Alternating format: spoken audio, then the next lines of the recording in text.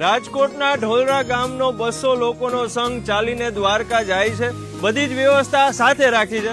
200 લોકોનો સંઘ છે તો એટલા સામે ગાટલા, ઓશિકા, ચાદર ને એ બધું તો છે જ. પછી આ સ્પેશિયલ ટ્રેક્ટર છે કે એમાં બધાના કપડાથી લઈ માલ સામાન, પછી એક પાછું ટ્રેક્ટર છે એમાં બધી કરિયાણાની વસ્તુ ને પ્રસાદ બનાવવાની બધી વ્યવસ્થા છે. સૌથી પહેલા તો બધાને જય દ્વારકાધીશ. જય દ્વારકાધીશ.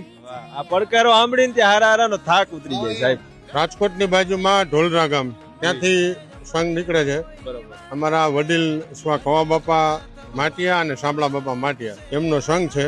રાજકોટ થી પગપાળા દ્વારકા જઈએ. બરોબર. કેટલા લોકોનો સંઘ છે? આશરે 200 સવા 200 માણા હોય છે અમારે. હા. દ્વારકાધીશ ને મળવાનો આનંદ કેવો હોય? અરે એની મોજ જ જવા દો, ટાંટિયા નથી ઉપડતા તોય જવું છે દ્વારકાધીશ જઈને મળી. ઢોલરાનો સંઘ એટલે કે જાણે રોડ ઉપર રળીબામ ના ઢોલ વાગતા હોય.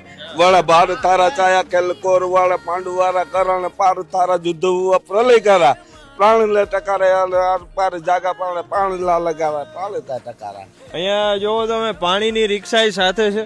આખું ટ્રેક્ટર ભરીને ગાદલા ને ઓશિકા ને તમે કેવી મજા આવતી હશે તમે ખાલી કલ્પના કરો.